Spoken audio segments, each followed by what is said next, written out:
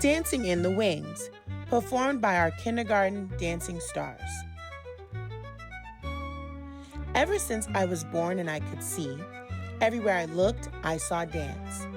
In the clouds as the wind blew them across the sky, in the ripples on a pond, even in the sea of ants marching up and down their hills.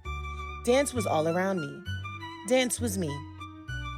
My mom calls me sassy because I like to put my hands on my hips and because I always have something to say.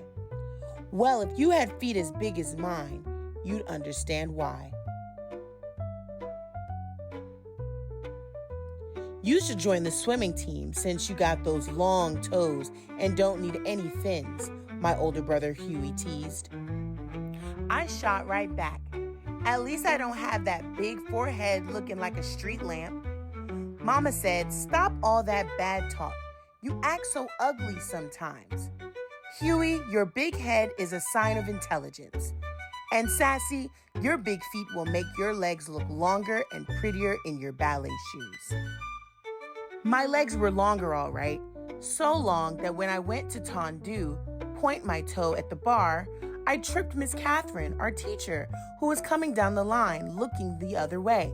Splat! She landed under the piano, her legs up in the air. Ooh, it was funny. Even she had to laugh. Sassy, she called out. I'm going to tie orange bows on those big feet. Sorry, Miss Catherine, I answered, but if you don't wear your glasses, you still won't see them. One thing for sure, because of my long legs and big feet, I could jump higher and spin faster than everyone else. I was taller than the rest of the kids at school, even the boys. At our recitals, all the other girls got to dance solos and duets and wear pretty tutus. I was too big for the boys to pick me up and too tall to be in line with the other girls.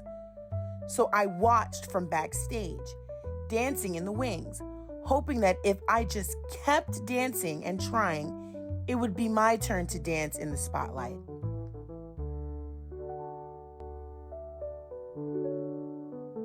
One day at the end of ballet class, Miss Catherine announced, Mr. Debato from the Russian school is coming next week to look for talented young people for the Summer Dance Festival in Washington, D.C. The whole room turned into a whirlpool of excitement as the sign-up sheet was posted. Everyone wanted to try, especially me.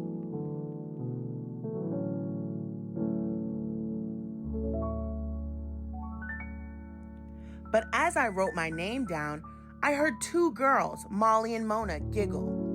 Mona said, "Oh, please, she'll never make it." They said talent, not a Tyrannosaurus. My heart seemed to stand still. For once, I had nothing to say. I couldn't hide the tears I felt welling up in my eyes, so I just grabbed my dance bag and ran to the parking lot.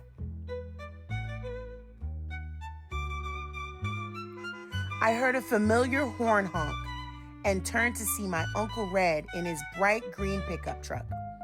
Uncle Red had the whitest, tight, curly hair, smelled of cigars, and every day wore something red. A tie, a hat, a shirt, socks, maybe even his shoestrings, just something red. Why of all days did Mama have to send him to pick me up? Why today? I was not in the mood for his jokes or stories, but I quickly tried to dry my eyes and smile. I got a good one for you today, Sassy. What did the banana say to the monkey? Split! Get it? Split? Banana split? I started to cry. Sassy, what's wrong? He asked. I told him what had happened. I'm just so much taller than the other dancers, Uncle Red.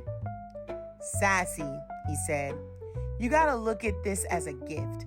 Being tall means you can see all around, so you can always find the right path to take. No, I said. It means I stick out like a big acne bump on someone's nose. I'll never get to dance. It's a waste of my time to go to that audition. Listen, girl, said Uncle Red. If I was as tall and pretty as you, I wouldn't need to wear red so people know it's me coming and going. All you gotta do to make your mark on the world is walk into a room. By the time I got home, Uncle Red had cheered me up, had me laughing and feeling better. As I got out of his truck, he waved goodbye, calling out, "Make your mark, girl." Huey and his football friends stopped playing. Huey yelled out, "Hey, Sassy, why don't you come and play with us? We need a goalpost." His little mean, ugly friends laughed. Boy, did that make me mad. "Sure, if we can use your big head for the ball," I shouted back. His friends screamed with laughter. Huey got so mad he turned red, looking like a tomato with that big head. Ha! We were just about to go at each other when Mama called us inside. Late that night, I lay awake, staring out my window and thinking about Uncle Red's words. I could see myself dancing on the Milky Way, swirling like a twinkling shooting star. Next thing I knew, I was talking to myself out loud. I'm going to that audition, big feet and all. On the day of the tryout, kids came from all over the city. It was so crowded. Everyone was expected to wear black, but like Uncle Red said, I picked my own color, bright yellow. And instead of standing in the back, I squeezed between Molly and Mona right in the front row. I ignored their snickering. Miss Catherine came in and introduced Mr. Debato. Everyone applauded. Boy, was he short. Couldn't have been more than 4 feet 9 inches tall. He started walking down the rows, pacing back and forth, just looking at us. Then he stopped right in front of me and said, "Young lady, why are you wearing that loud yellow leotard?" "I'll need to put on sunglasses to see anybody else. Please go to the back row." Molly whispered, "See ya, wouldn't want to be ya." At least he noticed me, I snapped. I put my hands on my hips and walked to the back.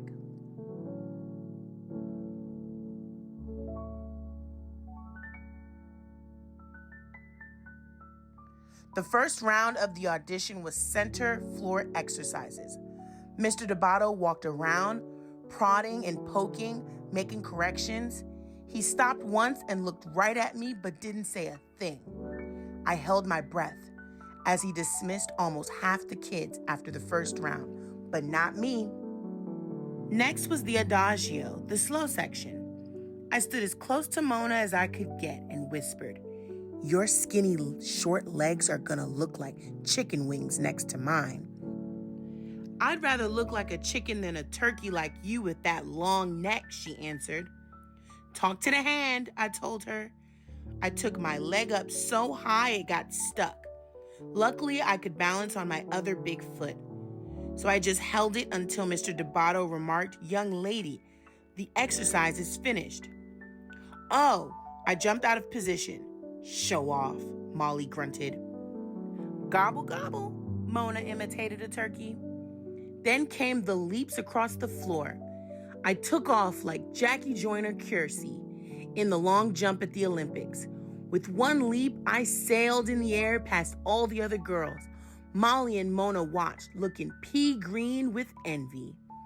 When I finished, Mr. Debato yelled, "Young lady, you must learn to dance to the music." Up on the count of 1, down on the count of 3. 3, not 5. You have the rhythm of a troglodyte. Again. I was crushed. As I passed Mona to get back in line, she said, "Next time, bring your big butt down by 3. "Your mama," I said. Ooh, did I wish I was a wizard. I'd turn them into 2 big fat frogs in tutus trying to hip-hop. By the end of the day, there were only 7 of us left. Mr. Debato called out everyone's name except mine and asked them to step forward. Standing alone, I really had to fight to hold back my tears. Then I heard him say, "Thank you all for coming today. Keep working, keep trying, you are dismissed." Mr. Debato said to me, "Sassy, you have a great deal of potential. You have beautiful long arms and legs, but you flail about with no control. You must learn to use your feet better. And timing. We have a lot of work to do when you come to Washington this summer. But please leave that loud yellow leotard at home. All you need to do to be noticed is walk into a room.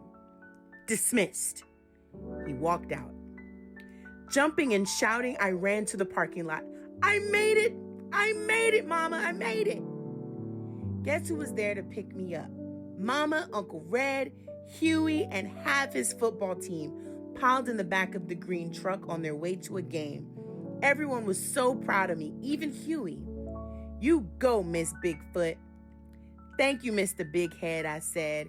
We all laughed. 1 month later, Mama and I boarded the plane for Washington, D.C. She held my hand as my heart pounded when we landed. At the school, there were young dancers from Russia, Mexico, France, China, Cuba, Brazil, New York, Texas, and long-legged me from Inglewood, California. In class the first day, Mr. Debato introduced me to his 12-year-old protege, a boy named Dwight, who was 5 feet 10 inches tall. Dwight, I think I found you a partner. Meet Sassy. Mama was right. Being tall wasn't so bad after all. And neither was having a big head. By the end of the summer, Huey had won the grand prize at Space Camp in Alabama, and I got to dance a duet with Dwight in the summer concert. When Dwight lifted me high in the air, I felt like I was dancing on the Milky Way. Me and my big feet, making my mark on the world. The end.